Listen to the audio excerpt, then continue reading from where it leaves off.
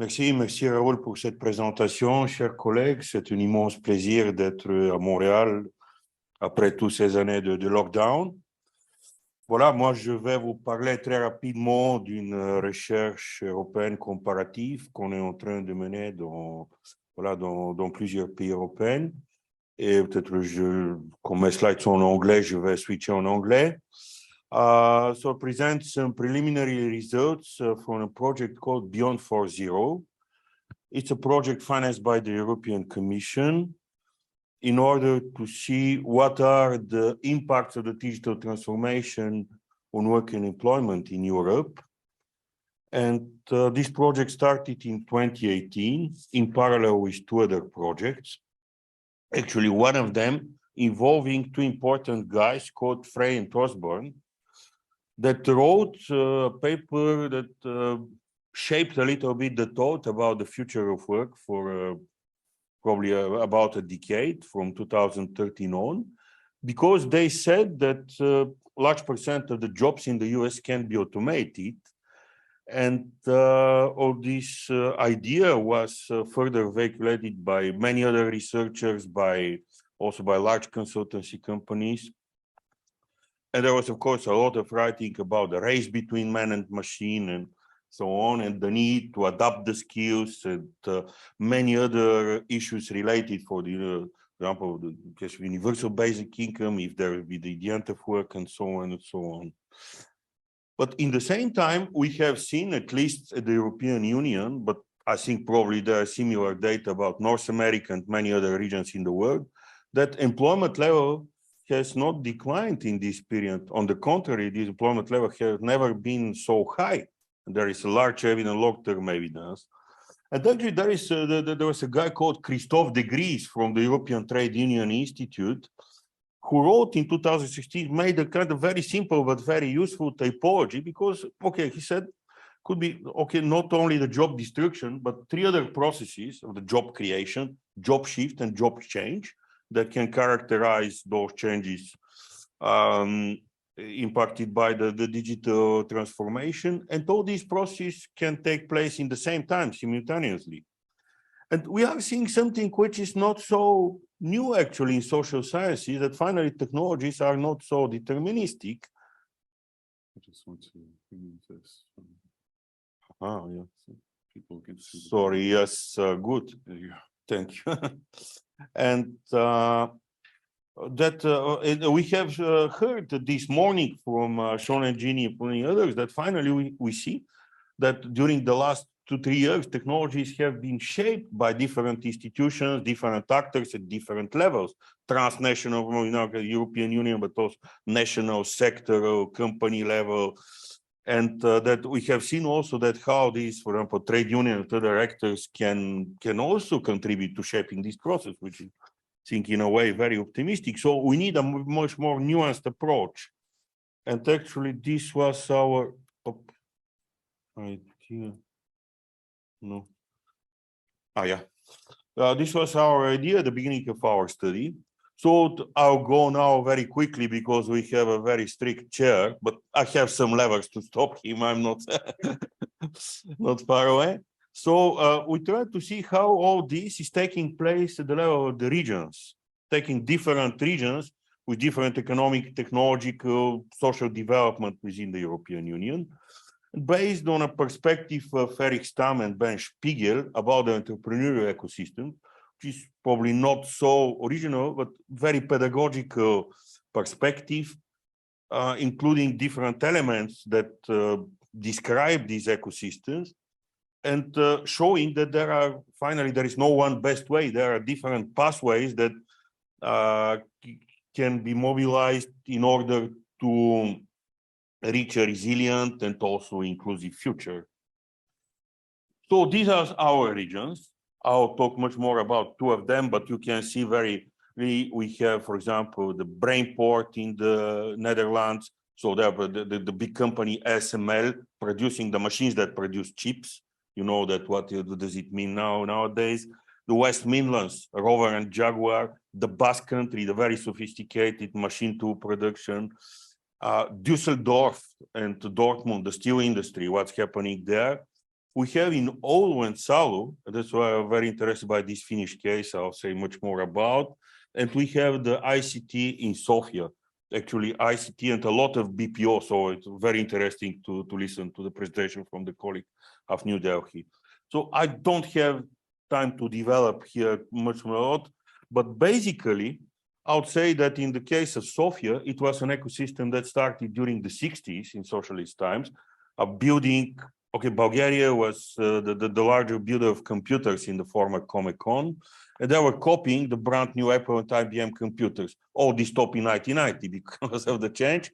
But many of those guys that were involved in the industry created small companies in software and upgraded during the value chains. In Finland, it boosted those two regions, Oulu and Salu. You can see one is here, the other there. Nokia used to be the main employer for many, many years. And actually, I think what we were about to miss a lot talking about the digital presentation was what are the real empirical results, what's happening. Well, following Frank Osborne, everything should be related to job destruction. And I'll show you now some results from 2008 to 2020 based on European Labour Force Survey. On the one hand, we have the substitution. On the other hand, we have the augmentation, so the substitution-related technology substituting human labor. And you can see all these regions, what's happening. You can see that in some regions, for example, in Düsseldorf, the digital technology applied to a traditional industry, its jobs in a way. We have on the other side industries like Sofia, the ICT center Sofia, that have 80% of job creation. But not only we have cases of job creation, like job creation in the Netherlands, in Brainport, in Oulu, in telecommunications. It was very interesting to see how institutions play not only at national level, but also we know in the industrial sector, but also at regional level. We have also another case in Finland, the same big employer, but here 70% job losses. And actually, we have, using this entrepreneurial ecosystem approach, we can see that we have also cases when all these different actors that are businesses, regional development agencies, social actors, and so on, could probably act in a more individualistic way, more dispersed way on the left side. But in some other cases, they could react in a more integrated way, combining. You see, it's also an important takeover here. So actually, we can see that, of course, there are cases that some of these ecosystems are creator of some of these new technologies, benefiting. In other, they are just consumers, and they have really much more bigger problems to adapt. In a case like the Düsseldorf steel industry or the Warwick, the car, that are competing actually for talent because they need the same type of technical guys, but that are probably more keen to work for the financial sector in the UK, which pays more. So my point was to try to compare something that from the very beginning is not really comparable. Sofia, so the poorest country, the poorest country in the EU, and Finland, one of the richest and the highly technology development. But my point of departure was that actually there were two very important shocks in the past. There was a point of disruption to see okay, not in the same moment, of course, but as I said, in our case, it was in 1990 when all this previous system collapsed, and see what's happening with these elements and how they are trying to go together and to integrate and to go upgrade in the value chains. And now we have in some niches of the ICT global leaders. We have companies that are producing the artificial intelligence for Financial Times, for some of the major investment bank in the UK and the US, and so on and so on. It's, but in the same time, that Nokia that disappeared, okay, not completely, but still are some jobs. It's okay, RO. And here, of course, I don't have time to develop, but my point was, and one of the contribution of this probably future paper would be that in all these approaches of Stamm and Spiegel, they take, let's say, the last like 10 years. We need really to go back in the history in order to understand what's happening in these regions first. Because, for example, one of the differences between two Finnish regions, Oulu and Salu, is not only the level of qualifications. Yes, both in Nokia, but in Oulu, they have much more people, engineers, or people even with PhDs doing the R&D. It what happened after the disappearance of Nokia. Those guys, a little bit like in the Bulgarian case 2 decades ago, started to develop a completely new ecosystem of medtech, so different digital tech apps, but also different digital medtech devices. In the other case, in Salu, much more higher education, but also education, more industry. But the other thing was the different collaboration, the collaboration between the actors. A very strong actor, which was the Business Solo, created in '82 in Finland, really an organization but also the university, that were able to mobilize together to use some funds and to support these big changes. Again, in the case of Sofia, a very important role of the universities of this talent that was in the moment one of the most important elements of the ecosystem, but not only the infrastructure. And what could be a relatively paradoxical in some of the interviews I did in Sofia, the guys telling me somebody should make a monument of those small companies that during the 90s were competing and built very, very good networks. We had in the 90s one of the fastest networks in the globe, which probably not so much known, but it was also an element. Of course, the nearshoring, because there are a lot of part of these businesses in India, other countries, but it's 1 or 2 hours flight from London, Frankfurt, etc. So many of their clients can come directly for the day and go back, etc., etc. But more and more also institutions, more and more companies that used to be competitors because they are competing for cheap jobs. But now when they try to specialize and they go upgrade, they become more and more collaborating, also companies between them. I will not develop, but of course, I'll show the website of the project, and there are a lot of very nice, very interesting reports. But and the second point is, we can see how these different elements can shape in a way, not only in a country, but within the region.